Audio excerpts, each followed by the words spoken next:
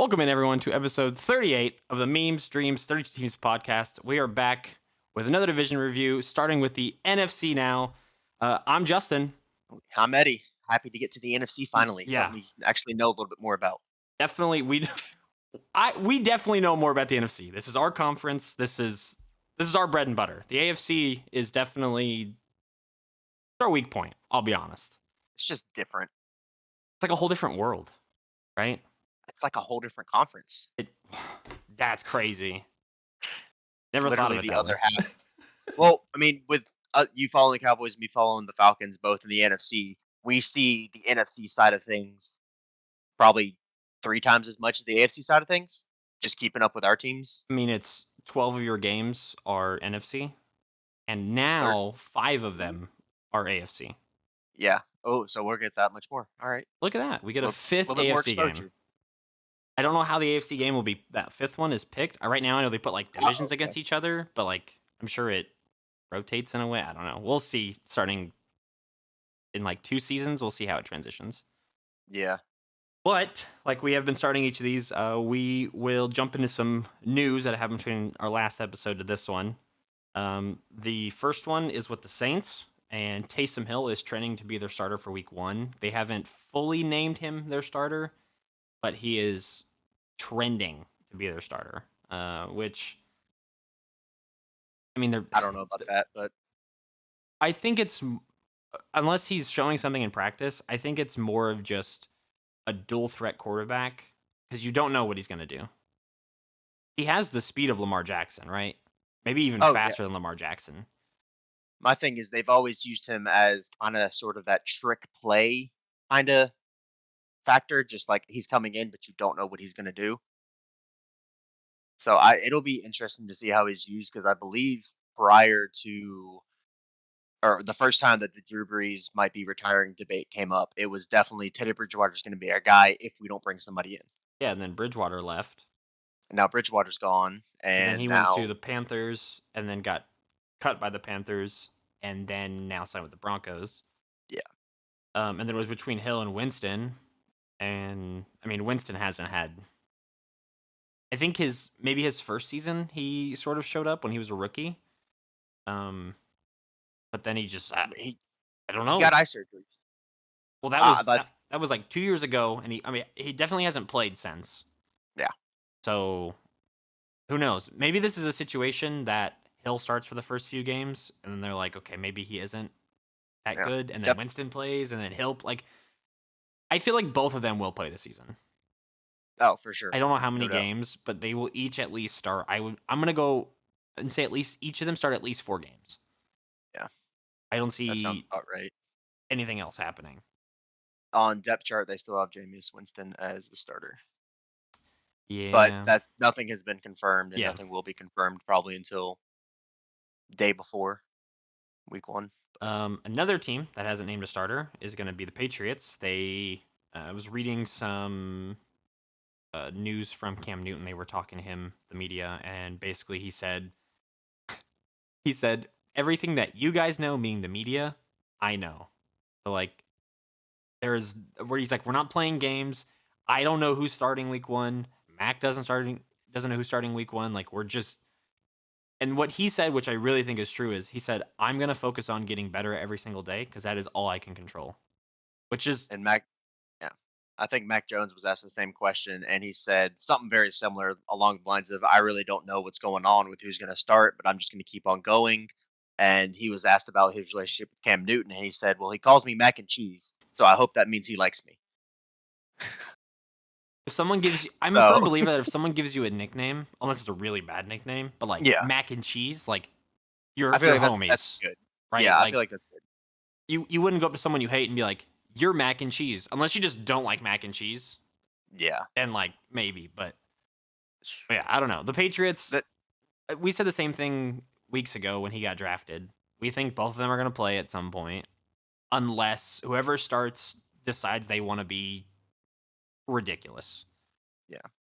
So I I feel like Cam Newton's gotta be the starter just because he already has that experience, but then it's the same argument we had, before saying you just drafted this guy, how do you not wanna start him? You just drafted this guy in the first round, how do you not wanna start him?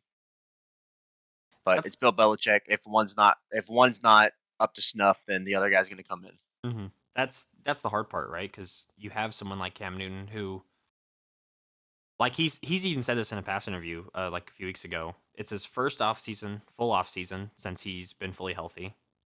Um, it is a full off season because last season was cut short. He has preseason now. Like, there's so many things that are trending in the right direction for him. He just, Yeah. if he gets to start week one, he has to show up Yeah, no doubt. because I know it's like a cliche thing to say, like it's his job to lose, but it really is. Like Aaron Rodgers isn't going to lose his job, right? No, Like if no. he has 2 bad weeks, they're not going to be like, well, They're going to give him time to rebound like with Cam because Newton, they don't have. Yeah, yeah. But with Cam exactly. Newton, a few bad weeks, like they're- Belichick won't stand for that. exactly. New England in general won't stand for that. That's true. But Another, just for mhm. reference, before we move on, Cam Newton just salary cap hit this year. Cam Newton's at 5.4 million. Mac Jones is going to be 2.8 million Oh yeah, they're for this year. they're fine. Yeah, There's no pain. yeah. But the contract, over the length of the contract, Cam Jones and Mac Newton. Cam Newton is 5,500 is his total contract that he's got left to be paid by. 5.5 million is the total contract left to be paid. Mac Jones is 15.5, Mm, getting that 15th draft pick money. yep. So, not that teams take into account, oh, we're putting a lot of stock in this guy, quite literally putting a lot of stock into this guy. But from outside looking in, I feel like you're going to want to utilize Mac Jones or at least give him this year to train him up as much as possible moving forward. I mean, ideally, last thing before we move, well, ideally, the Patriots want Mac Jones to not play this entire season, learn, and then next season come in and Yeah. become the next Tom Brady. Favorite reference for that is either, yeah, Drew Bledsoe, Tom Brady, or Brett Favre, Aaron Hmm. Rodgers. Yep, Sit exactly. behind for a year or two and learn, which was exactly what was supposed to happen in the Cowboys as well with Tony Romo mm, teaching Dak Prescott. And then Romo got injured in preseason, and Dak had to take over. And then Here we we go. got Yeah. fortunate that Dak decided he Yes. wanted to be an NFL quarterback like that. Yeah. So, Still um, miss Dad. I always miss Dad. Every time they're like, and Romo will be commentating this game, I'm like, yay, I get to watch Dad on the screen. uh, That's him. a quarterback But though. moving on. Speaking of quarterbacks learning from someone and taking over, Dwayne Haskins appears to be beating out Mason Rudolph for the backup position for Big Ben, which is kind of, we talked about it 2 weeks ago when we Yeah. talked about the Steelers, and we think Dwayne Haskins should be this should be his team either this season or next season. So this is the right trend for Dwayne Haskins Yeah. to become the starter of the Steelers moving forward. Because Yeah. I don't see Big Ben playing after this season. I just don't. Yeah. It'd be difficult. I don't see him playing this whole season, to be completely honest with you. But we'll see how it plays out. I understand Big Ben is still who they want him to be. Hmm. It's just he's one hit from being done. I mean, you can say that about all these guys, but not all these guys are 47 years old and made of glass. Yeah, So, that's Big Ben in a heartbeat. yeah. And in sad news for some people, a player who will not be playing the entire season or any of the season probably is Tim Tebow was released by the Jaguars. We said A it, lot of unhappy jersey owners, yeah, but we said it right. Like he either starts or he or he doesn't won't be play. there. Tim Tebow was not gonna be a third string tight end. Like it just No. Well, did you see? I can't blame the Jaguars. Did you see the clip of him blocking when he just kind of fell to the ground and hoped he he made the block? he like tried to lower his shoulder and hit someone, missed, spun around, and then blocked his own guy. Yeah, I think that's all they needed to see. That clip went circulating around the internet, and I'm sure that they looked at it and went, All right, "Hey, we hey, can't have this Urban, guy. um, I know this is your boy and all, but question: How about if we just didn't have him? What if we Thoughts? go away from this? I don't know. Jaguars made their money off of the jersey sales, so Yeah, they were selling him for 120 a piece. yeah. And at one point, he was top 5 jersey sales in the league. We knew he was going to sell jerseys. It's Oh, Tebow. no doubt. I'm curious what's next for him. Is he going to go back to SEC Network and cover SEC football, or is he going to go back to the Mets minor league teams? Was his contract over with the Mets? That I don't know. Can you be contracted to two sports at once? I believe so. I know like Deion Sanders did, Michael Jordan did, Bo Jackson did. That's crazy. But while you're looking that up, to a player who got a new contract, speaking of contracts, Jamal Adams, safety for the Seahawks, just agreed to a 4-year, $72 million extension, which makes him the highest paid safety in the league. Do you Which, agree with that? yes, That he should be that paid that much? yes. The, Okay. the safety who I think will make more money than him coming up, let me look up his name before I say the wrong person because I don't want to get it wrong. Off the But top of my head, I'm thinking Stephon Gilmore, he's a cornerback. which he's a defensive back, but I'm thinking, The yeah. safety who will make more money than Jamal Adams will be for the Vikings, Harrison Smith. I didn't even think of him. Okay. Harrison Smith has 28 interceptions over his career, which is it's actually a longer stint than I thought he had. But I mean, except for one season that I don't know what happened here, he averages at least 2 picks a season. Can you look up for me, since you Mm. think that Jamal Adams is worth the money, how many interceptions he has on his career? Da-da-da-da. Jamal Adams. The thing about Jamal Adams, though, with that is like He's locked down. I understand that side of it. He is very, very good at what he does, but he has 2 interceptions on his career. he's only played 4 seasons. I thought he was older than that. No, he's young, but he's got 2 interceptions on the year on Harrison his Smith career. has been So in the league since 2012. okay, so give Jamal Adams, if he turns the same way, he's got 4 interceptions. I mean, Which interceptions aren't everything. I totally understand that, and he is very good at what he does, being that lockdown safety. Nothing. You don't have too many big plays against Jamal Adams. But I just think that's a high price tag for him to not really have any kind of, I guess, turnover production mm, is the best way to put it. yep. That's just on me. I don't think he's worth that. I think he's worth good money. I don't think he's worth $72 million good money. But if maybe the Seahawks just have that much money to throw around right now. Yeah, I'm looking at some of the the stats like mirroring. They both have 7 forced fumbles. Okay. Harrison Smith has 7 recovered, while Jamal Adams has 4. Uh, I don't know if what he they can force consider. it, he shouldn't have to recover it. I But don't know what they consider a stuff, but Harrison Smith has 33 stuffs and Jamal Adams has 30. I'm assuming that means tackles uh, for loss. either tackle for loss or it's going to be once contact was made, no more yards were gained. Because it says stuff yards. So I don't know. Yards, it's not going to be yard. I don't know. No I idea. don't know. But I think Jamal Adams was worth the money, personally. Just just my opinion. I I think would he like was to worth it. see more production out of him. You do have to keep in mind for 3 of his 4 seasons he played under Adam Gase and the Jets. Yeah, which is hard to judge anything off of for anybody. So for him to make it out, that's crazy. And I just want to throw this out there before we move on. Vince Wilfork, the Defensive tackle from defensive tackle for the Patriots, has 3 career interceptions.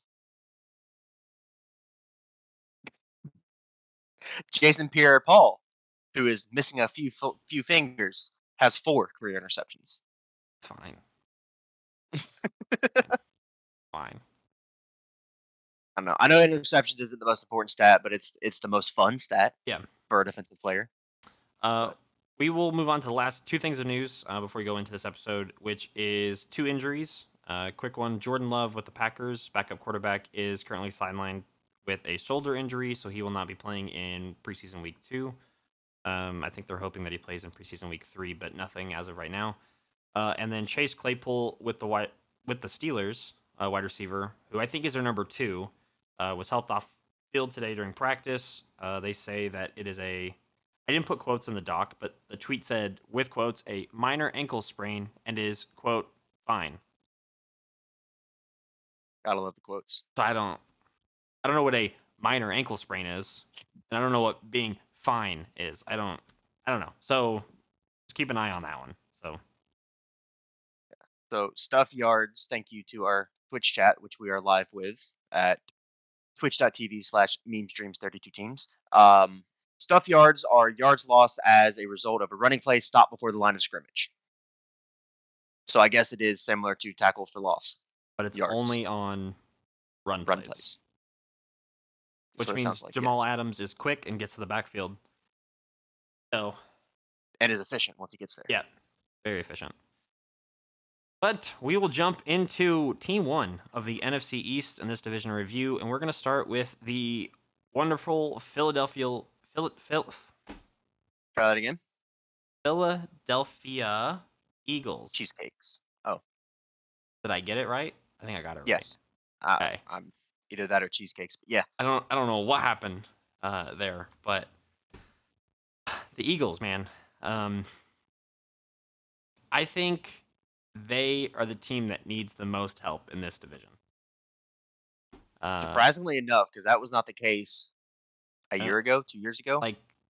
Well, we're not going to count last year. The NFC East last year doesn't exist. Okay. There were 7 divisions and 28 teams in the league last season. Okay. Cool. It's been it was what, 2 or 3 seasons ago when the Eagles were top of this division, and all of a sudden they just I don't know what happened. I think honestly after if I remember correctly, now I'm thinking about it, their Super Bowl season, they ran into a big issue because what they did is they signed a bunch of big talent to 1 and 2 year contracts. And they won the Super Bowl, and everyone was like, cool, see, we can win the Super Bowl. Give me more money. And they were like, well, we can't pay all of you. Yeah. So a bunch of people were like, well, I'm going to leave and go get money somewhere else. Which is the same scenario we're going to see the Chiefs running into here soon enough. Yep, 100%. The Chiefs are going to be in a rough spot.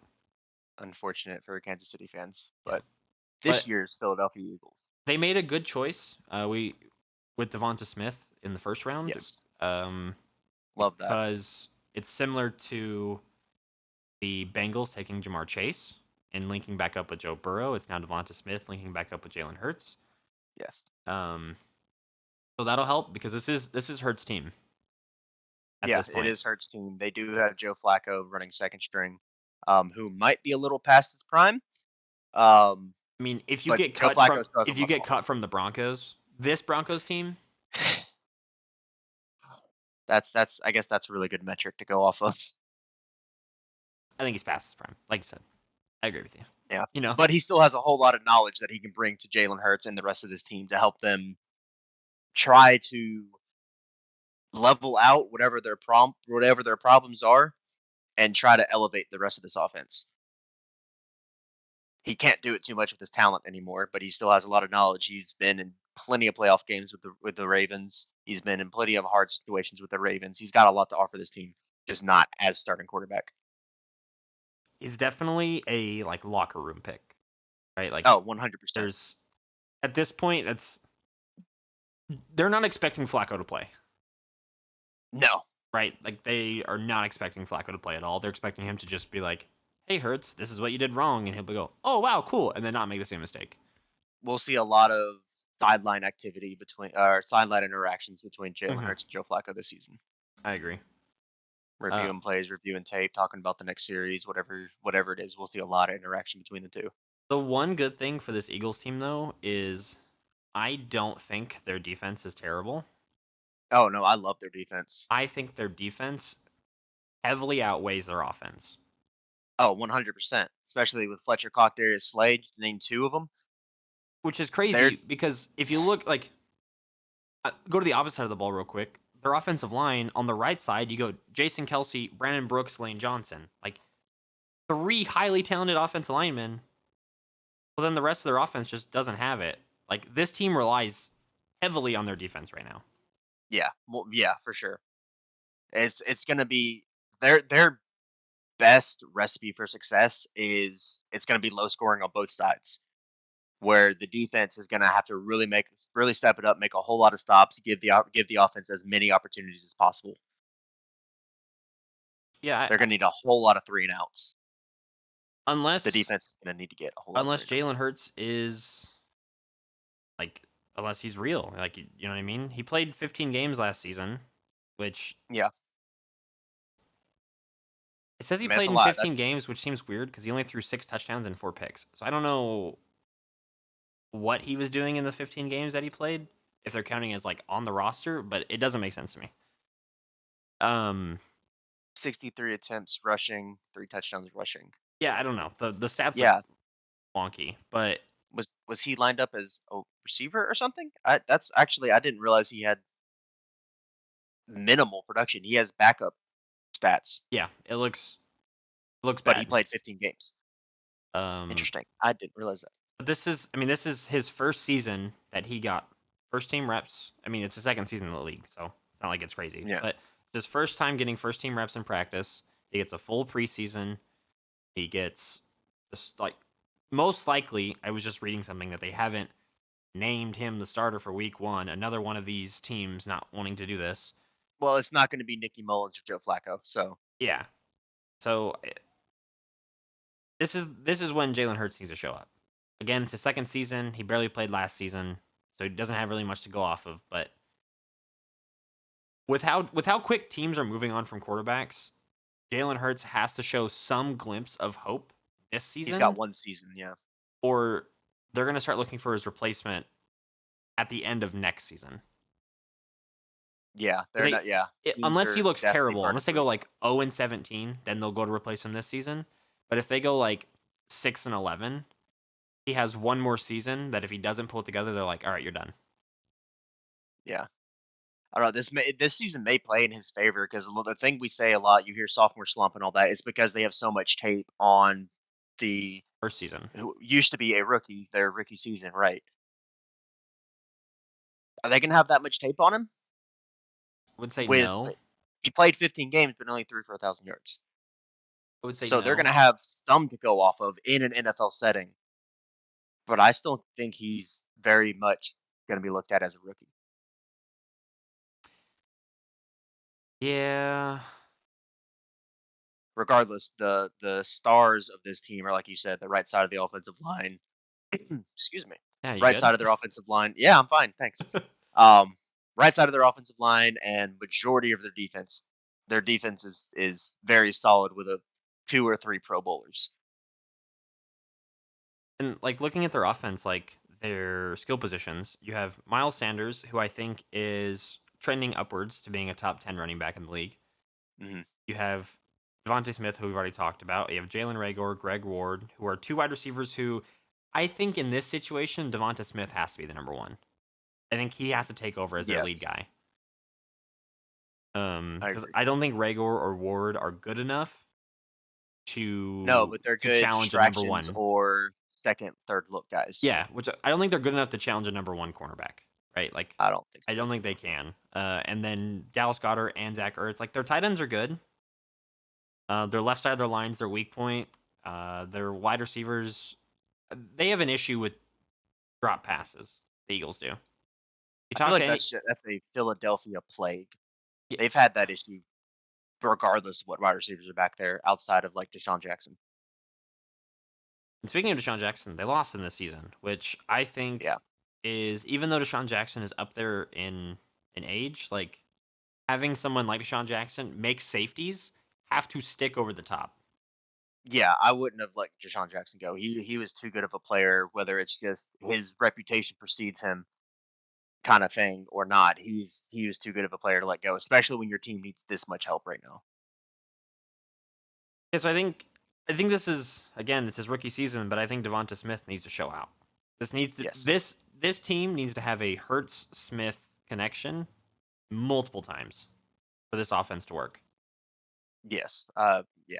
There's no better way to put that. They're gonna have to really carry this team, and hopefully Miles Sanders can find a lot going on with the right side of that line because I don't see them having much success to the left. But if Miles Sanders can end up working really well with the right side of that line and getting 3, 4 yards a carry minimum, if he can average 4 yards a carry, obviously that's right about average where you want to be. But he's got the potential to be a lot better than that, especially if he's going behind the three offensive linemen that we named: Jason Yeah, Kelsey, Brandon Brooks, Lane Johnson. He he is in a very good position to excel. It's just going to be a matter of can he actually do it, that's which true. we won't see very much of preseason because your linemen aren't going to start. He's only going to get maybe 10 plays a game Mhm. at most, so we won't be able to see until week 1. So I was actually reading that preseason week 3 could be a big showing of starters. So keep an eye on preseason week 3 to Well, see if their week 3 is against the Jets, so that may be not a good gauge. yeah. But let's look at their schedule before we wrap up with the Eagles. Um, they start with Atlanta, which you're a Falcons fan, but I It's going to think be a toss up. I think in a situation like against Atlanta, I don't think their offense can match your offense, which is going to be an issue for them. I agree with that, but their defense is better than our defense. So that could be. I mean, maybe it's a maybe as a game, right? Yeah.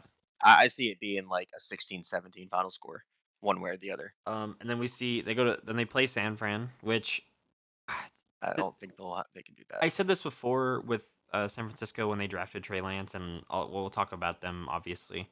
But the 49ers to me are just a solid quarterback away from being a Super Bowl team. Yes. So whatever quarterback they have starting in week 2, if he understands how to play football really well, the Eagles aren't winning. Yeah. Yeah.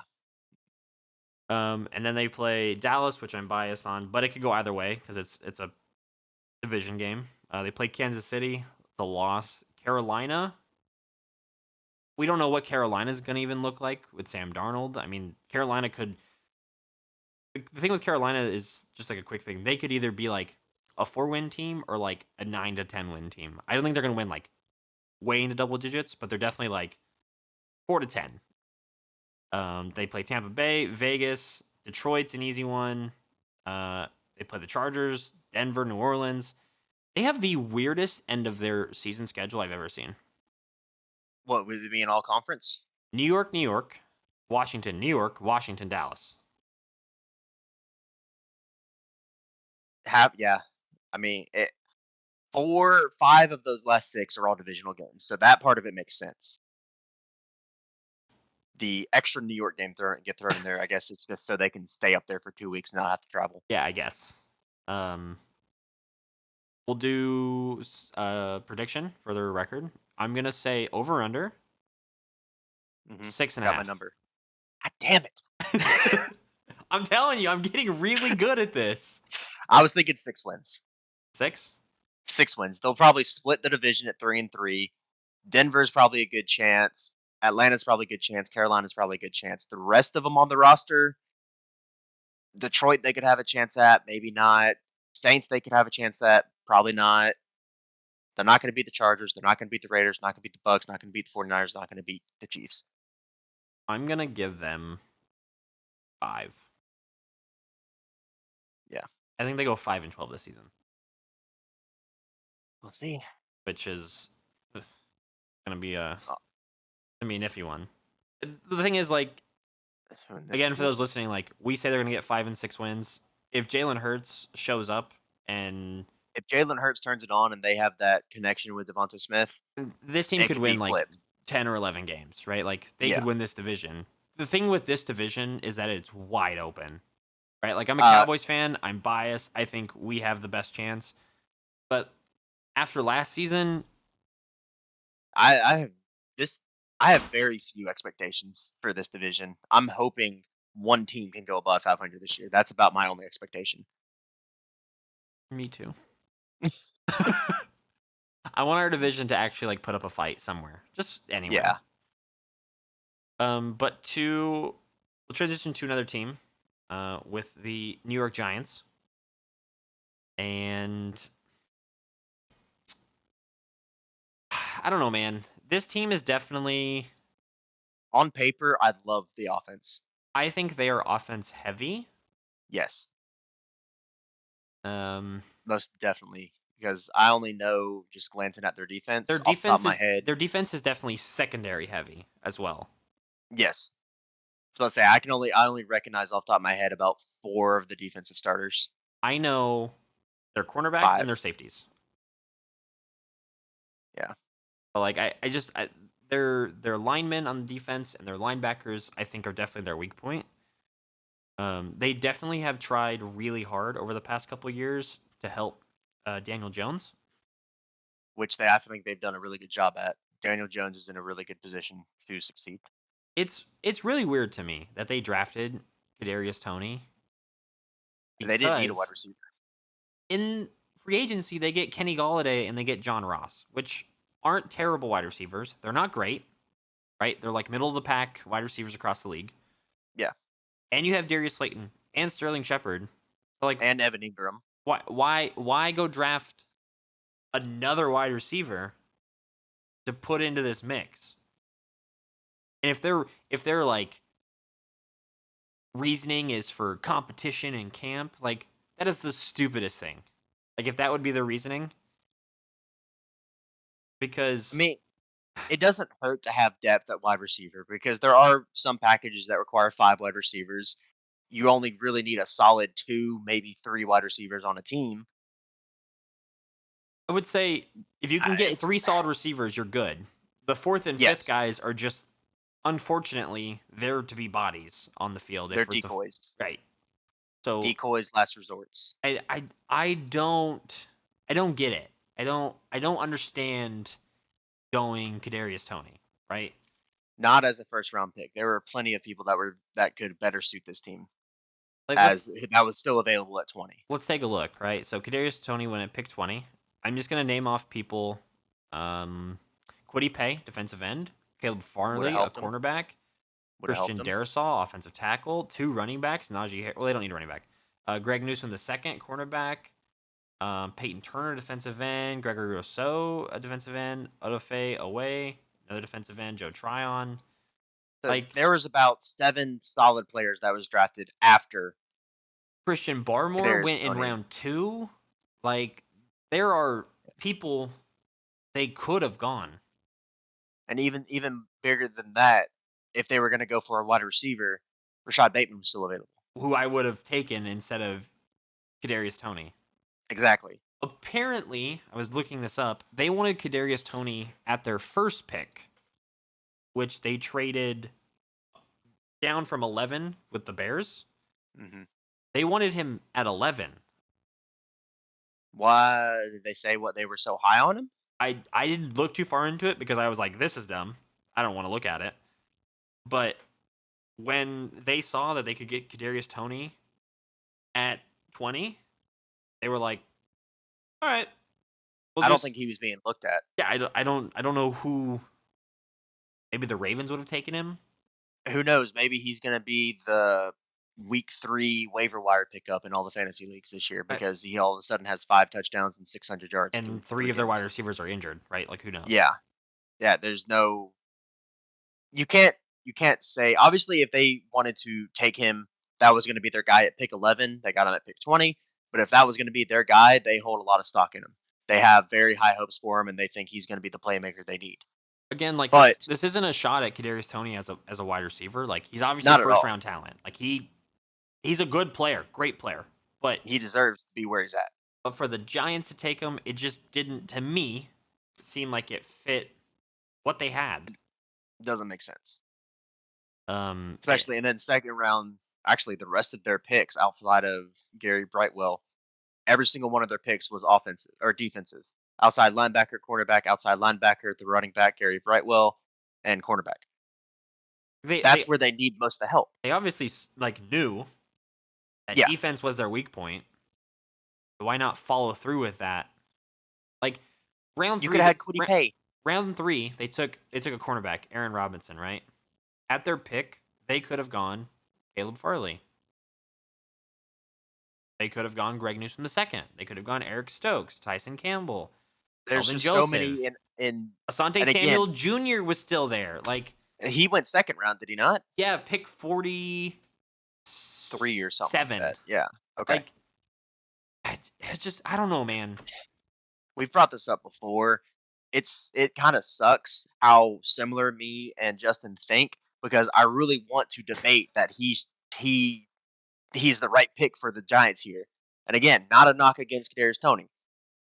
It's just they have their offense is solid enough to where they could have waited to draft another wide receiver if he was not still available around their next pick because they would have had what pick 44, 11th pick in the fourth round or second Their round. second pick was pick 50. Okay, I don't know how it would have played out, but very possible that he could have still been there. 1, 2, 3 other wide receivers went from their first pick to their second pick. So I'm going to give that a very high probability that he would have still been available for their second pick, and they could have got somebody like Kwity Paye, like Caleb Farley. They're, they're And if not, if he gets taken in the second round before their pick, then they just take another defensive player and keep bolstering that defense. I don't know. That's just enough about that. Yeah. What are your thoughts on Daniel Jones? I think he is insanely football smart, but I don't think he has the skill yet. Just because he is young and inexperienced, and he's with the Giants. Not a knock to the Giants again, but they aren't a very. They're a very B, C plus, B minus tier team in the NFL. They're good. They have their moments of greatness. They don't produce a lot of success over the course of a season. So it's a good stepping stone, I'll say, should the Giants or him decide to not stay where he's at after his contract runs out. I just feel like Daniel Jones is better than the Giants are allowing him to be. Do you think Daniel Jones can be a Super Bowl winner in the league? In time, give him a defense that can actually do something and give him a couple wide receivers. Give him like I don't know. There's about 50 wide receivers that would be better than who's on their roster. I take that back. Kenny Galladay's really good. Sterling Shepard's really good. But I don't see either of those guys being a wide receiver one. They've Give been them they've been give them weird since promise. like OBJ left at that position. Pretty much. They had a lot of they put a lot in the OBJ basket. And I don't blame them for that. This seems to be an issue with a lot of teams, right? Like they get a number 1 and then they get like a bunch of like really good 2 through 4 guys. Then the number 1 leaves and then they just like, well, They the 2 crumble through for 4 whatever are reason. 1 through 3 now, and they just sit there. Yeah, but they keep using those 2 through 4 guys as if they're 2 through 4 guys and don't not that you want to continually feed one player on the team. It's just none of those other players have the same talent that wide receiver one spot had. I think not having a number 1 wide receiver can work if your 3 wide receivers are top number 2s. If all 3 of them are Yeah. 2 or could be a wide receiver 2 on another team, yeah, I Yeah. can see that. I don't The think one that's main benefit that Daniel Jones has quite literally in his back pocket is Saquon Barkley, which I'm surprised we haven't mentioned up until now. I mean, Saquon Barkley is a top 3, if not number 1 running back in the league. I Which wouldn't say you top can 1. I also think Derrick Henry is number 1 because of okay, a top 4 could be anywhere from 2 to 4. nice. There we go. That's yeah. Um, Saquon Barkley is the best player on this team. That is like that's the benefit that this team has. Like, thank you for bringing it up. That Daniel Jones does not have to, pending that Saquon's healthy this season. Daniel Jones does not have to throw 40 times a game. No, At they least could he shouldn't have seriously to. split. No, he shouldn't have to because Saquon should be able to make enough production even against a team like the Chiefs. He should still be able to pull out 80 yards and a touchdown. It should be Daniel Jones throwing 30 to 35 times and Saquon running 20 to 25. That's I how was I gonna say see that going. if Saquon can stay healthy and he can condition himself, which he's been in the league for 2, 3 years now, so he is NFL conditioned. But if they can split their offense 50% pass, 50% run, they're going to have a lot of success. But that's a lot to ask of a running back. That is a lot to ask of a running back. So 20, 25, that's a good number. Anything over than that, he's going to have to take a rest week in midseason. Yeah. That's Their not the bye week. their bye week is week 10, so it is a good 9-8 game split. Yes. Um they have what I personally think is like the most ideal bye That's week. the golden bye With week with for now the sure. 17-week season and how the buys are shifted, I think week 10 is That perfect. basically splits your season in half. Because maybe week 9 and week 10, I would say, are interchangeable because it's 8, 9, or 9, 8. Yeah. So however you want it to look. Um, And like you had mentioned, or no, I'm sorry, I'm thinking of the Eagles. Well, go ahead and start looking at their schedule. The first half of their schedule is in difficulty. I'm going to say the first half of their schedule is almost identical to the second half of their schedule yes.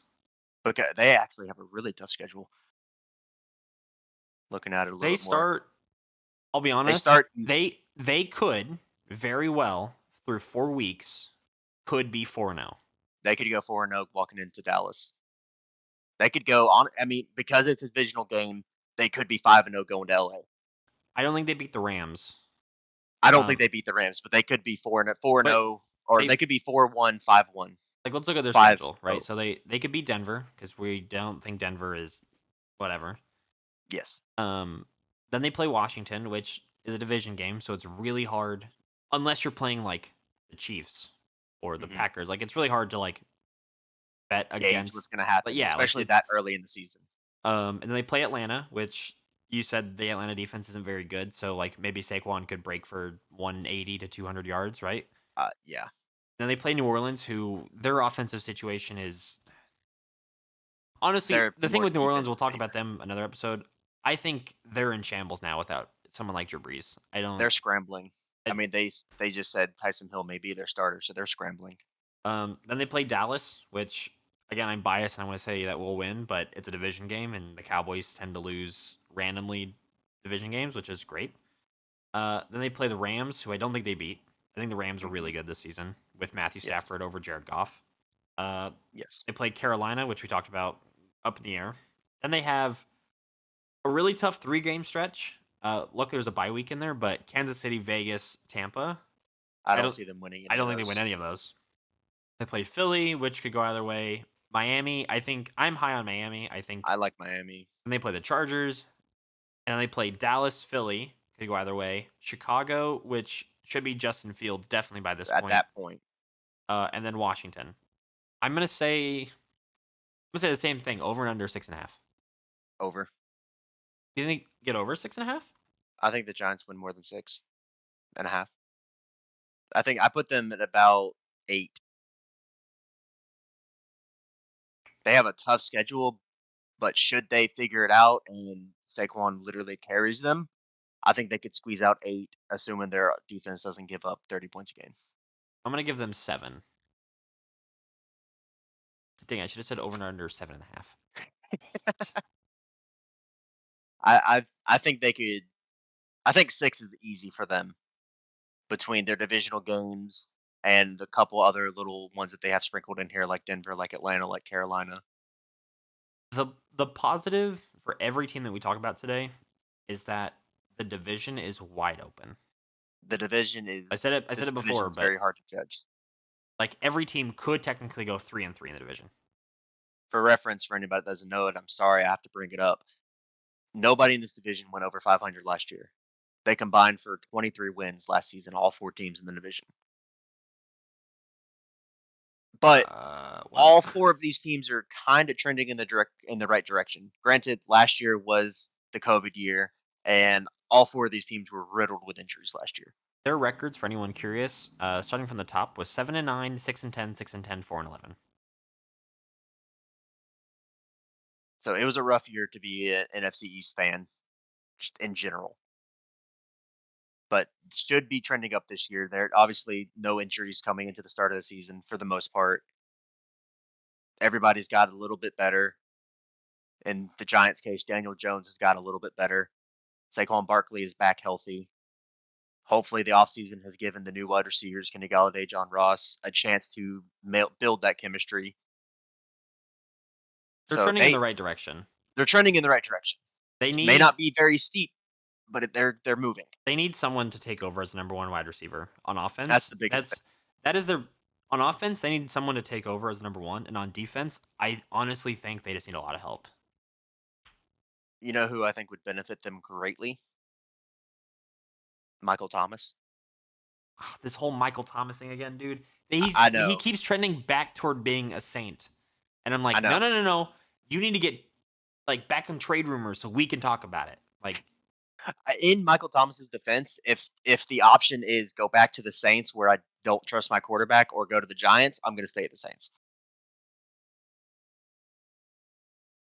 There's not many teams because especially somebody Michael Thomas hold who on. is in Did you mean to say stay with the Saints? yes, stay with the Saints. But you don't trust your quarterback.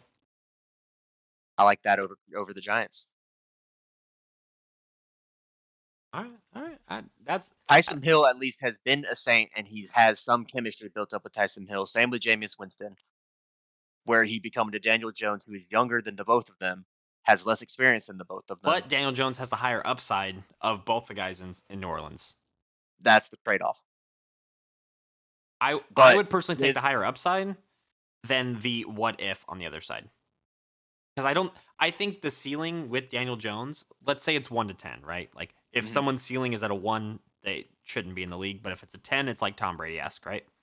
right, I think Daniel Jones has a ceiling of I'm gonna be my opinion is 7 to 8. mhm, But Taysom Hill and Jameis Winston, I think have a ceiling of like 4. yeah, Maybe. I agree with that. The other side of that is a lot of the wide receivers. We've seen this multiple times with multiple players, not just wide receivers, but these guys that are towards the end of their career that are done with the team that they're with, contract, relationships, whatever it is, they want to go to a team that has a chance to win. And whenever we say win, we don't mean win a game. We mean win the Super Bowl, win the division, win the That's the case, conference. he needs to go to Vegas. We Which would be probably the best fit that we he's got. talked about it, but I think Vegas is where he should end up. Yeah. But if you're saying your chances are between the Saints or the Giants, I think the Saints have a better chance. I will That's my disagree with piece. you, and we can talk about that when we talk about the South. Um, Finally, something we disagree on. but a team that I think I'm a Cowboys fan and I'm biased, but I think this is the team that has the highest chance of repeating. It's the Washington football team. Yes. They definitely I had the best offseason across this division. There's there's no doubt in my mind that they had the best offseason. I didn't realize they had as many picks as they had either. Jeez. They had They 10 picks yeah, in the draft. they did a great They job, and I don't used like their it. picks very well. They realized right in the first round they go linebacker with Jamin Davis, and I think that was a Not situation. Benjamin. Not Benjamin, just Jimin. I think this was a situation of them going, we need a linebacker who's the best one, and just taking whatever talent was there, which I think Best on honestly the board, which isn't a bad is strategy when you're smart. looking for a position. Yeah. So If you don't have anybody like Jamar Chase to work with Joe Burrow, but you know we need a linebacker. Take whoever's best available that still fits your scheme, then they go and that's what they got. round 2 and take Sam Cosmi, an offensive tackle from Texas, who I think has a really high upside, which is definitely going to help. The thing that Washington is doing right now is they picked up Fitzpatrick over the offseason, right? Like he's definitely their starter. There's no doubt. What this team is doing right now is building this is what is so smart about this team and I don't like it. They are building everything but their quarterback position so that they can go, honestly, I don't want to say this. Hmm. You Oh got to say it. no. What's up? This is gonna sound crazy. This could be a landing spot for Rodgers at the end of the season. Should he decide to still play? I don't see why he wouldn't. I don't see why he wouldn't either, but But that's he actually comes here, not a bad Antonio shout. Gibson, Terry McLaurin, Curtis Samuel, Adam Humphries, Logan Thomas. Their offense has Chase Roulier, Brandon Scherf, Sam Cosmi. Like their defense is getting better. Chase Young, Montez Sweat, the new Jamin Davis, Landon Collins, Kendall Fuller. Oh God. Do They're not trending do not give very, this team a quarterback. very much in the right direction. I mean, Ryan Fitzpatrick, we've seen what he can do in the past with the other 7 teams that he's been with, but it's almost like anywhere that he goes, he succeeds. He is about as good of a system quarterback as you can get. He is the thing with Fitzpatrick, we've said this many times, is it's always a matter of you don't know if it's magic will show up or if Or it's tragic. tragic. Because his ceiling and his floor are like so spread. He has a lot of variability in his gameplay, He and can throw six that's touchdowns and then he can go throw 6 interceptions. the Right? next game. Yeah, Which is the downside to this Washington team. But I think that's what they realize is they didn't go draft a quarterback. They didn't trade or try and sign someone who like they didn't try and get Sam Darnold. They didn't try and get Teddy Bridgewater. Other guys that they could like mold into their guy.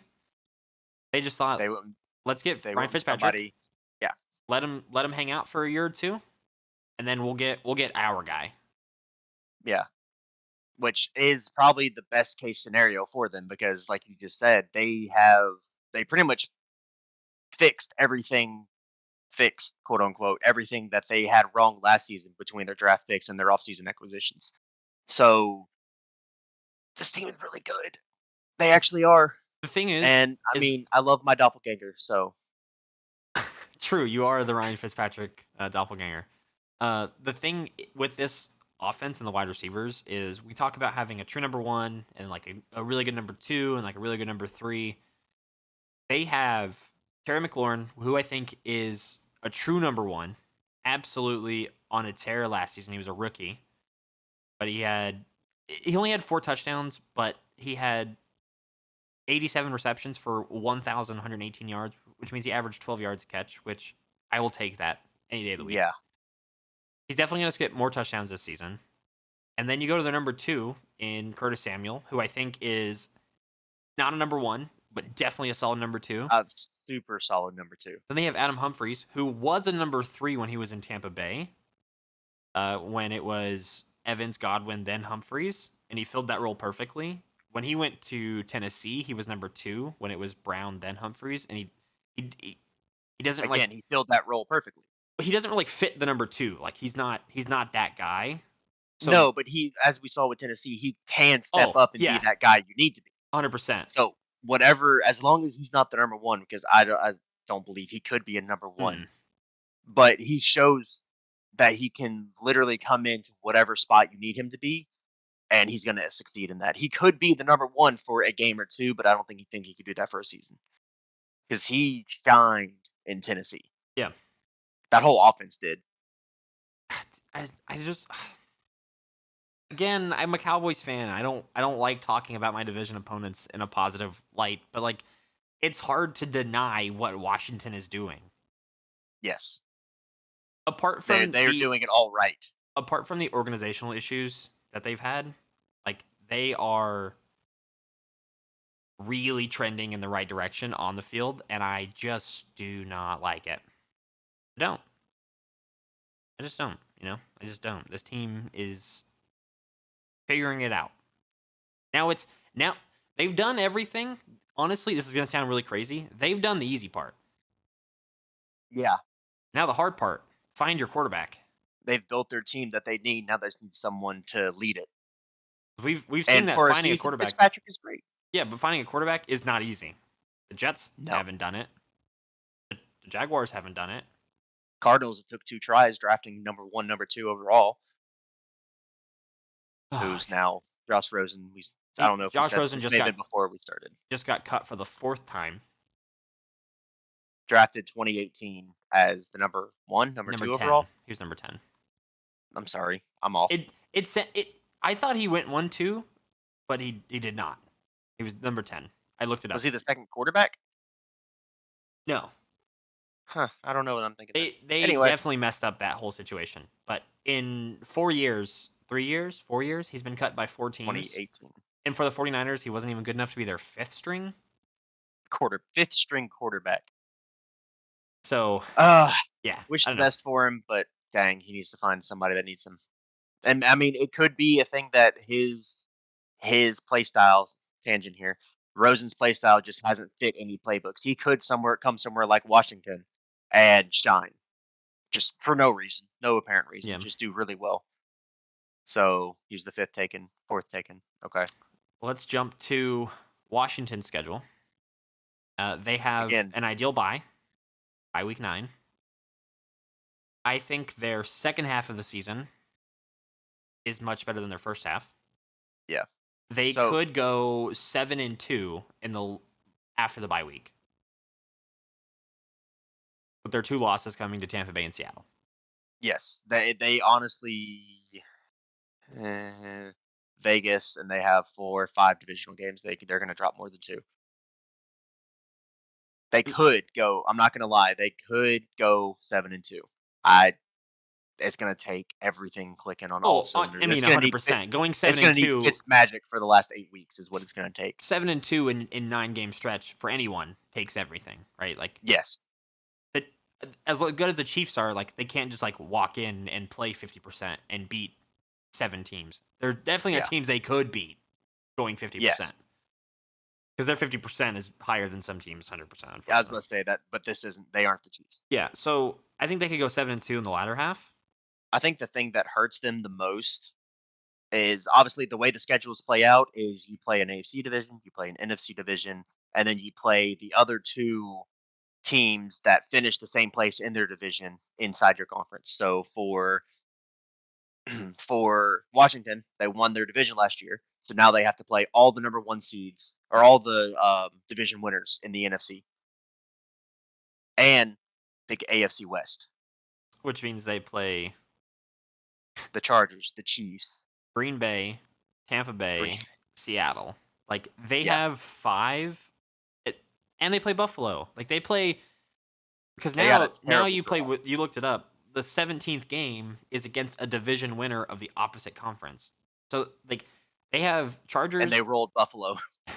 Chargers, Bills, Chiefs, Packers, Tampa Bay, Seattle. They have 6 of the hardest teams to play in the league. Yeah, Here's the crazy half of part. their schedule is Here's playoff the teams, crazy part. If they lose those 6 and win everything else, they go 11-6. which would still be very good in the NFC East specifically, but in the NFC as a Which whole. has a high chance of winning this division, honestly, at 11-6. Yeah, that's what I'm saying in the NFC East. They honestly could do that too. They really could pull off an 11-6 season. So what I'm gonna say, Uh huh. Get my over number. under. Hmm. I want you to guess what number I'm gonna say. You're gonna say 9.5. Nope, I was gonna say 10.5. Okay, I'm going under. I don't want to say this, but I'm gonna say over. I think they get I'm 11. leaning. I'm leaning towards 11, but I don't think. I love Fitzpatrick. I absolutely.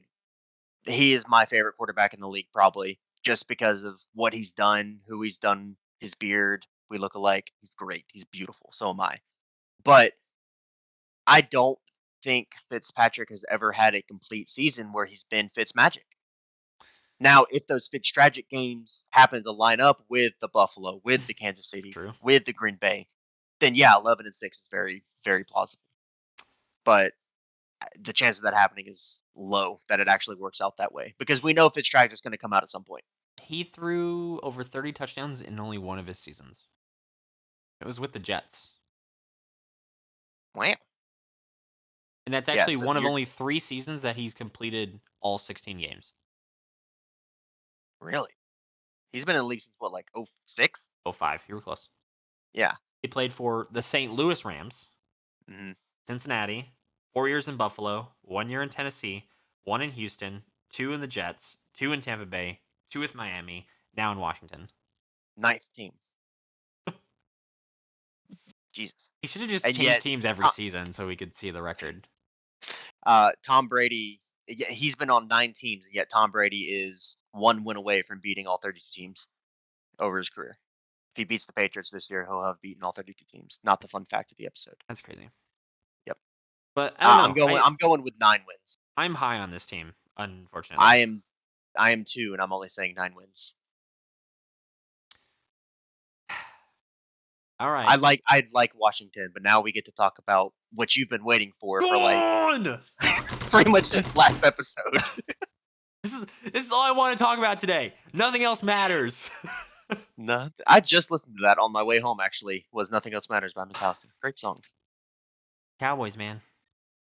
Cowboys. I don't know where to start. I don't know. I don't know. Well, I don't let's know. start simple. Split the team in 2. Do you like the offense or the defense better? Offense, always. Our defense has always been trash. Were you really gonna say that about Leighton Vander Esch? Wow. Micah Parsons. Dude, here's the thing, right? You look. This is the craziest part, right? You look at our defense, and you go DeMarcus Lawrence, Randy Gregory, Vander Esch, Jalen Smith, the new rookie, Micah Parsons, Trayvon Diggs, Anthony Brown. You're like, this team A should lot of good names. this team should play pretty well, and you're like, oh, why are they giving up 40 points a game? I mean, There I has can been tell you why they're going to do it this year. there but has I'll let you been say a yours. disconnect somewhere. We had one good season, one good defensive season when Romo was our quarterback. It was when DeMarcus Ware was spearheading our defense. And before that, the last time they were good was when they were known as the Doomsday Defense in the 90s. There has been some disconnect from when Jimmy Johnson got fired that our defense has just not been good. Well, hopefully he didn't do it for us, but y'all now have Dan Quinn as your defensive coordinator since he was fired, thankfully fired by the Falcons. And y'all are hoping the same thing that we were hoping, that he was going to fix our defense. Well, we hope that he The fixes only ours. the only difference is he drafted like he wants to fix your defense. Because I know he had a huge part in the first 5, 6 picks who were all defensive players for y'all. I mean, we But took 1, 2, 3, 4, 5, 6, 7, 8 defensive players and 3 offensive players. yeah, The Cowboys but draft rightfully was so. the Cowboys draft was definitely, in terms of positions, one of our best drafts. Almost, I would say, over the last 10 to 20 years. Like I would agree with we that. drafted 2 linebackers for depth.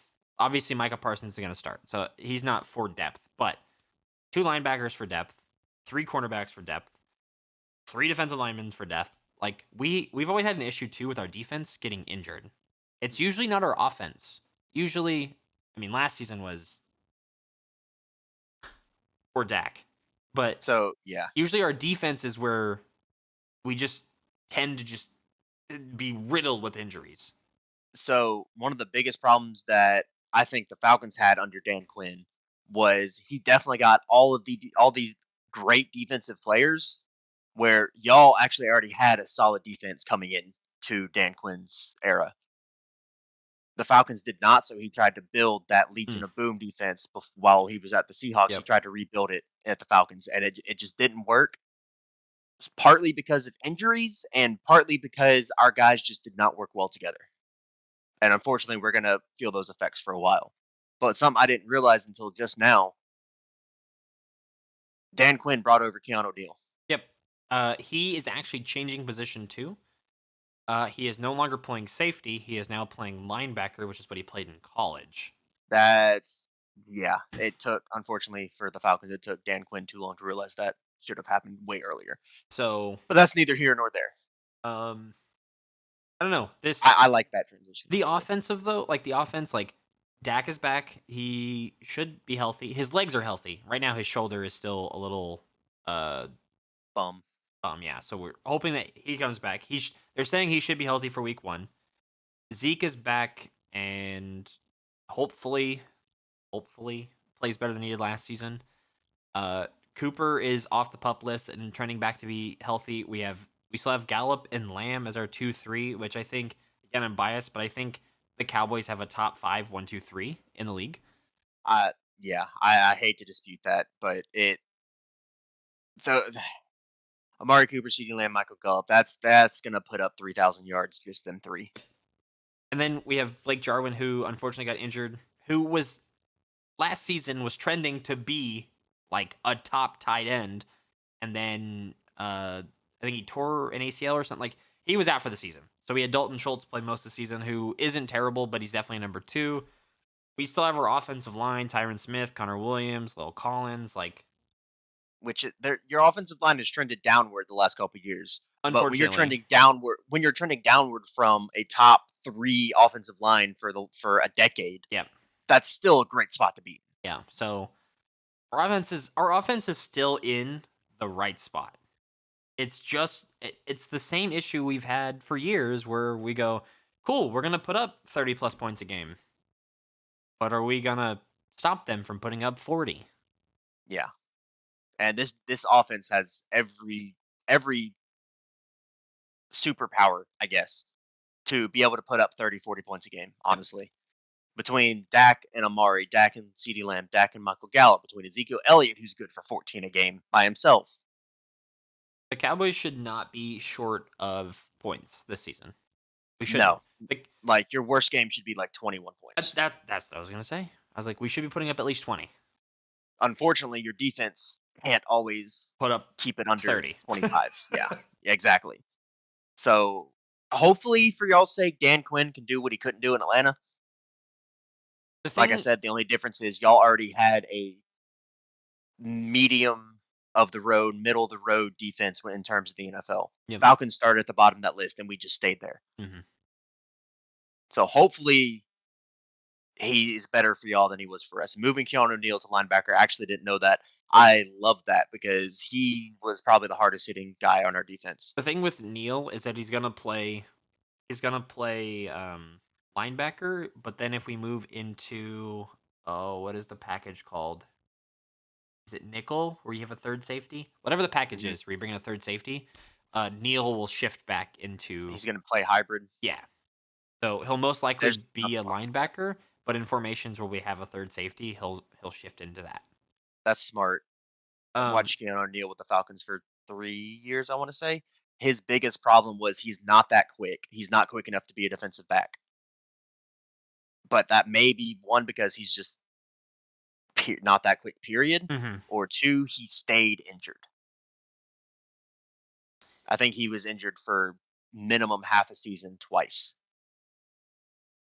Yeah, that's something that we've also had an issue with, is our offensive line always gets injured. Hmm. Like you said, we're coming down in conjunction with coming down in terms of like skill, because everyone was aging, everyone started Yeah. getting injured. So like the It's downhill just on trend was steeper than it should have. one thing after another.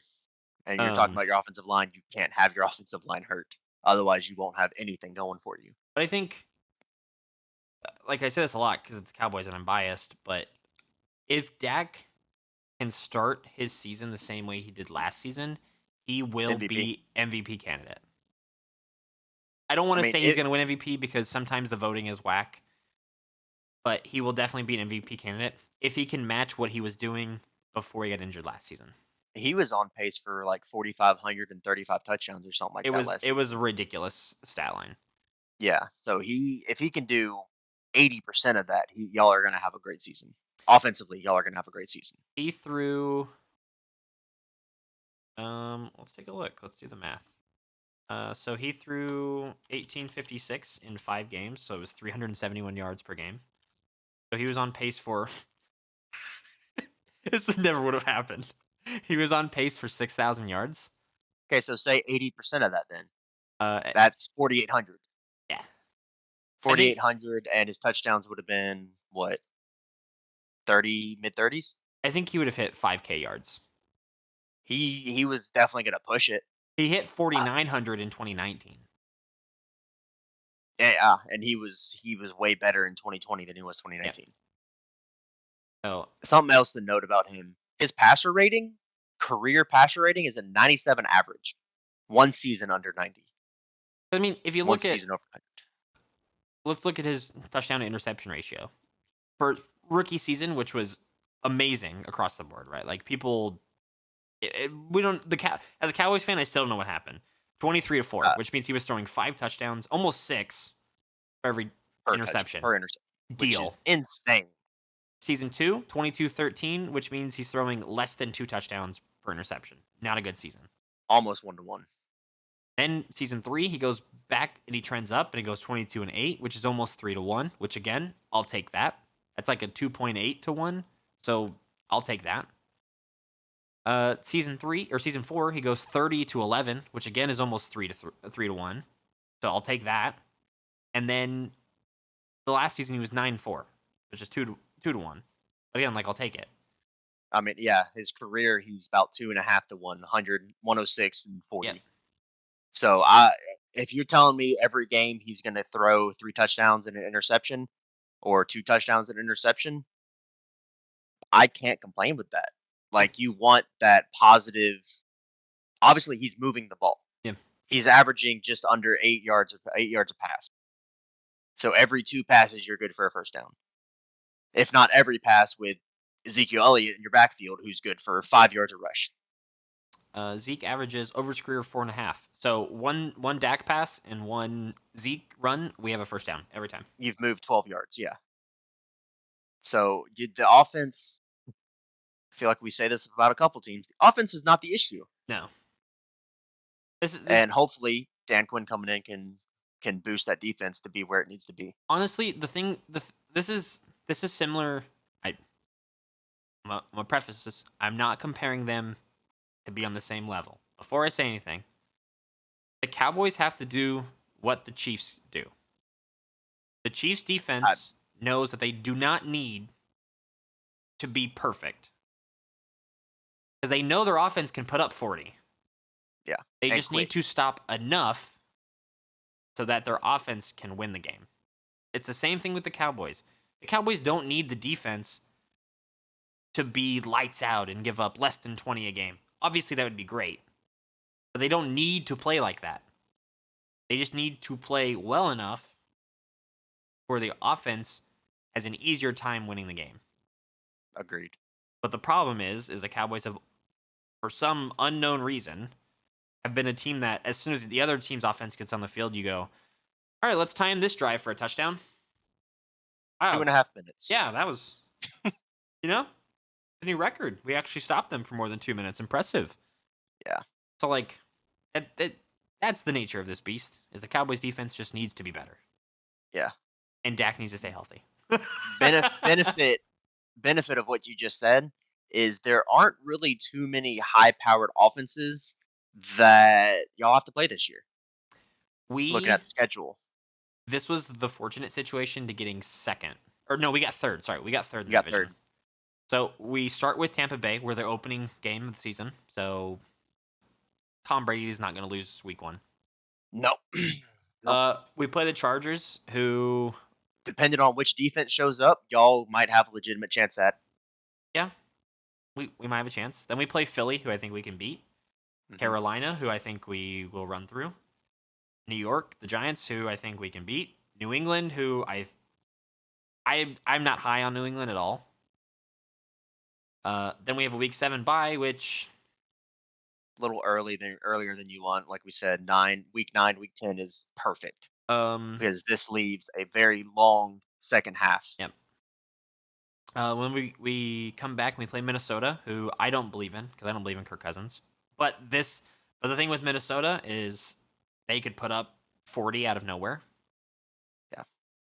Then we play Denver. We'll talk about them next week. Who, whatever. Not high on Denver. Atlanta. Hey, I'm sorry, but I think we can run through you guys. We'll see it live. True. We will be seeing that game live. Then we play Kansas City, who... Sorry. Then we play Vegas. Sorry. I think we can beat Vegas. It depends on what version of Derek Carr shows up. We'll see where Vegas is at that point in time. New Orleans, I think we can beat because I think they're in shambles. Then we play 3 division games, which could be 3-0. It could be 0-3. Then we play division games. We play Arizona, who I like Arizona. We'll talk about them soon. Which I think could go either way, and then we play Philly, which could go either way. I think I don't think I've said this about really any team because I don't think it's actually come up. I think the Cowboys will know if they're in the playoffs or not by like week 16 because however your season is trending at that point, as far as injuries, as far as how productive your offense is doing, how great your defense is doing, you'll know if you have a chance to make playoffs or if you don't have a chance by Mhm. week 16 Okay, or so. I'm with you now. Over under 10.5.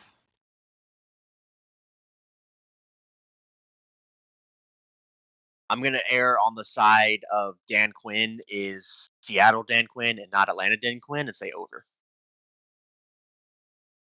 Here's Just the t- because I love Dak. I love Dak so much. And obviously I have no bad feelings about Dan Quinn. Y'all got Keanu Neal. I I like the Cowboys and I hate saying that kind of, but Welcome. I think the Cowboys I think the Cowboys are coming up for a good season. And we'll start talking about this here probably we're gonna start talking about this now. I think the Cowboys win the division. I don't think it's by more than a game I think over Washington, I don't want to say but I this, but I think Dallas and Washington tie for first in division at 11 wins. okay. I don't think that. I think you're a little higher on you are higher on Washington than me. So whenever you say tie, who's going to win the tiebreakers then? Divisional record wise. Division, I think they both go 4-2. Okay, next would be NFC opponents. Yeah, I need to pull up Washington's schedule again so I can. Yeah, I don't know that. I mean, you'll play a lot of the same people. You're playing the NFC South. You're playing the AFC West. They Uh, have all I the think first we place, we all the win second, because third they place have to play Seattle in Buffalo and Green and Bay. Green Bay. That's the one. Seattle and Green Bay are the two that we don't play. Like Yeah, we play Arizona and we play Minnesota. you don't play Buffalo either. Well, Buffalo's not gonna matter because that's AFC. Oh, you're right. Good point. For the tiebreaker at least. Yeah, you're right. It'll matter for their own record. It's NFC record and then common opponents. Yeah. Okay, Um. it's basically the same thing. But Yeah, it just okay, adds the four AFC teams that you play. But yeah, I think they both go I 11-6, and I think Dallas wins a tiebreaker on conference record. just because y'all have the Yeah. third place over the first places. That's Which fair. which funny enough could mean that I know it's Y'all end really up playing each other first round of playoffs. the next season it could be swapped where we tie, Hmm. but since they play the easier teams, they went yeah. But yeah, I think both teams go 11. Okay, So so let's you've let's got let's wrap up the division real yeah. quick with our prediction across the board. I'm gonna go Dallas, Washington, both at 11. Dallas winning the tiebreaker. Then I'm gonna go Giants at 8-9, and then I know I probably said something different earlier, but I'm thinking Giants at I eight don't know. nine and Philly at 5-12. I'm going Washington, or sorry, I'm going Dallas at 10, 11 wins. Washington around like 7, 8. Giants around 6, 7. Eagles around 5 wins. So it's like Dallas and then the pack. Pretty It's a much little Dallas by like 1 or 2, and then the rest of them within about 3 games of each other. okay. We'll see. Um, NFC East, they're it's gonna have overall they're gonna have a better season last year because if here's you the do worse, you just need to wipe them. here's the like I said this at least two times in this episode. The division is wide open. Like Daniel It Jones and this really Giants is. team could go lights out, and Saquon could run all over, and the Giants win 12 games, and Dallas wins Okay, 7. And question. yep, Off of what you just said, who is the dark horse, Giants or Eagles, to win this division? Giants 100%. Okay. I personally don't think Jalen Hurts is an NFL quarterback. I mean, he professionally is an NFL quarterback. I don't think he stays in the league as a starter for more than 5 years. I see him filling more of a prior to the 2021 season Taysom Hill role, where he's a guy you'd like to have on your roster whenever you need him, but he can't play a full 4 quarters every game and produce what you want from a starting quarterback. Yeah, I just don't think he's their long term guy. I could be wrong. Like we've said He this is for anyone listening. Like we've said this many times. Like if we say something and we're wrong, we'll own up to it. Like we're not gonna be 100%. oblivious. We're just rambling. But Jalen Hurts isn't gonna be a guy. He's just not gonna be the guy. He's just not the guy. You know, you're not that guy, pal. You're not that guy. You're not. All right, Eddie. Yeah. It's that time for Yay! your fun fact. Hit me with it. What is All right. the number? Give me the number. Your number is 18. And no, it's not the number of games that we'll have next year. 18. 18. Is I'll this give you the a most hint. turnovers in a game? Sorry, 14, not 18. Oh. 14. Is 14 the most turnovers in a game by two teams? No, I think it's higher than that. But no, The most sacks in a game it by a team. is. Your hint is it is off field. I It need has you to, something to do with an individual team, but nothing to do with a stat. I need you to stop this. Individual team. Is it the Hmm. most draft picks a team has had in a draft? Nope. Although that could be 14. But nope. Actually, I'm going to say that it's more than 14 because the draft used to have like 12 rounds. That's a good point. Nope. 14. 14. It's about a An individual team. individual team. The most stadiums a team has played out of, like called their home stadium. Jesus. No. It is the most retired numbers by one team. Ooh. Okay. I'll let you, Um, guess the team. sorry, it just sounded like someone was walking into my apartment. Hello. Um, It's a team that's been around since the beginning, pretty much. 14 retired numbers. Is it the Packers? It is not the Packers. It's probably your second The guess, though. Chiefs? Okay, it's probably your third guess. I believe in you. Come on. Duh. Oh, it's the Bears? The Bears. They have They have 14 retired numbers. What? Notable ones: number 34, Walter Payton; number 51, Dick Buckus; number 89, Mike Ditka. 14. And there's a link there to all the jersey numbers, and also I think the bottom one that Google Spreadsheets leak is to all the retired numbers in the NFL. The NFL league wide does not have any retired numbers, which I'm kind of surprised about. Because just thinking, being a baseball fan, baseball has 42 retired for Jackie Robinson. Nobody in the league can wear number 42 except for on Jackie Robinson Day. Similar to the NHL, number 99 is reserved for Wayne Gretzky. Nobody can wear 99 in the NHL. There are 6 teams. I'm looking at this. Hmm. Number of teams without any retired numbers. The Ravens don't have any retired numbers, but 52 for Ray Lewis and 20 for Ed Reed are not worn out of respect, which makes sense. The Jaguars and the Texans are too young of franchises. Makes sense. They've only been around since early 2000s. Texans were like 2001 or 2003, and the Jags were like 97 or 98 or something like that. Yeah. Then the Falcons have the Ring of Honor. So you guys, no we one don't gets. retire. We don't retire any numbers. I actually didn't realize that's what this was because I thought they were retired numbers until I looked this up. We don't retire any numbers. We just honor players that wore certain numbers, and it's kind of similar to the Ravens. We don't wear those numbers out of respect. Like it's very doubtful you'll see Oh, somebody okay. wearing a Michael Vick 7 or a Roddy White 84. Okay. And then the Cowboys and Raiders just don't believe in it, which doesn't surprise me because the Cowboys also have a Ring of Honor type. Yeah, I feel like most teams have something like Yeah. that where they like honor this is the greatest player to ever play quarterback for us, or this Yep. is the best offensive lineman we've ever had, kind of Mhm. thing. But yeah, I thought that was very interesting. All those, and then while I was looking, doing a little bit of research on this, there's another link there called Legends. It is a post that I saw on Reddit saying that eventually, basically, we're going to run out of numbers to retire for a team where we don't have 53 numbers to fit a roster. So either you do the Futurama thing where you start having fractions in your numbers and you'll have number 7.3 Justin Denton running out on the field, or you move to a Legends idea where basically you unretire all the numbers, but if anybody wears in the case of the Bears number 89 again, you have a patch on your jersey that says this number was worn by Mike Ditka playing tight end from these years, head coach for these years with his signature on it. And I I like that really idea. like that idea. I really like that idea actually, because you're still honoring that player. That would But be a I cool thought, thing if they started doing that now. yeah, not before they run out. Yeah. And at this rate, I mean, I'd be very surprised in the next 100 years of the NFL. Should the NFL be fortunate enough to last that long? Should humanity be fortunate to last that long? Um, I don't think any team is going to have, what would that be, 47, I guess 46 numbers retired, because I don't think anybody can wear zero. There's just no But way.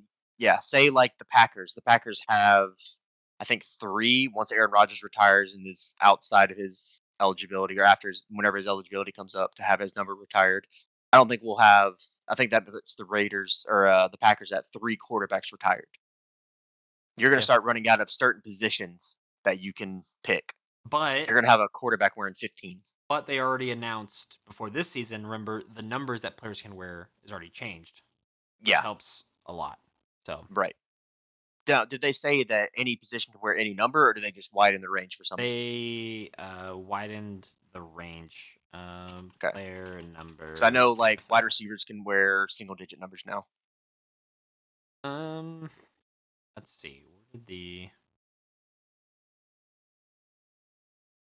um I forgot that they actually did that, but yeah, and it's interesting. I don't know if running you look backs, if tight you. ends, sorry, running backs, tight ends, fullbacks, halfbacks, and wide receivers can now wear 1 to 49 and 80 to 89. Defensive backs can choose between 1 to 49. Linebackers can choose 1 to 59 and 90 to 99. Offensive linemen and defensive linemen can now go 50 to 79. And defensive linemen can also go 90 to 99. QBs, kickers, and punters will still remain in the 1 to 19. Okay. All right, I want to see a linebacker wear number one. There is one. A linebacker wearing single digit. Jalen Smith is wearing number 9. Oh, okay. They did say, because the change happened this season, that any player who changed his number to this whole thing would have to buy all the jerseys currently in stock at stores, Really? at like NFL stores, not like Right. You're off-brand not going to stuff. go to the corner. Yeah. Yeah, but like they would have to pay for it. So Jalen Smith had to pay like 500 something thousand to buy all the jerseys of his old number, Buy out the image. That because it's this season. They announced it. They announced it after the jerseys were printed that's with the on new. them. Yeah. That's on them. But all right. Interesting. Um. But what I was going to say is, I don't know if you were looking at the spreadsheet of all the retired numbers. There's a couple teams that have retired numbers. Like if you look at the Lions, three players are, um, Number 20. yeah, three players have the number 20 retired. So they retired it. I don't know if that's because Barry Sanders was the reason they retired it. So they retired anybody else before that, or if they retired it because of all three of them. Lynn Barney, who was before my time, Billy Sims, which I've heard the name but couldn't tell you anything about him, and then Deion Sanders. Or Yeah. sorry, Barry Sanders. Who knows? It does say here that 0 and 00 are no longer used. They were issued in the NFL before the number standardization in 1973. Dang, I would have liked to have that continue. I know, right? But I don't know, I feel like that's a hockey thing, if anything. I don't know why. The seeing just the 00 on a jersey is so cool to me. I don't know what it is. It's satisfying. I don't know why, but yeah, I agree. It's just it's right, but it can't be. I don't want to see a quarterback wearing 00. It has to be like a lineman for me. Yeah, I agree. I agree.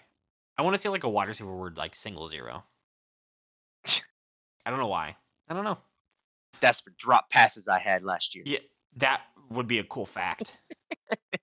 I change my jersey every season to the amount of drop passes I have the year before. Be a cool idea. It would be, But before we sit here and ramble for the next forever, which we we're gonna will. go ahead and end this episode. Remind us, was episode 38 of our NFC East division review. We will be back this Thursday because we got to get caught up on August 19th for the NFC North. You can find us on Twitch because we live stream all of our episodes at twitch.tv/meme streams 32 teams. You can find us on Twitter. Just search at memes 32 teams. And you can find us on SoundCloud, Spotify, and YouTube. Just search Memes Dreams 32 Teams. We appreciate you guys hanging out with us, watching. If you're in the Twitch chat, we like to hang out with you guys after the episode. So stick around, and we will see you guys on Thursday, like I said, for the NFC North. Appreciate you On guys. time. On time. Yeah, at 7 p.m. 7 p.m. Central is when we go live on Twitch. So Yes. we will see you guys on Thursday. Appreciate you guys hanging out, and peace. Adios.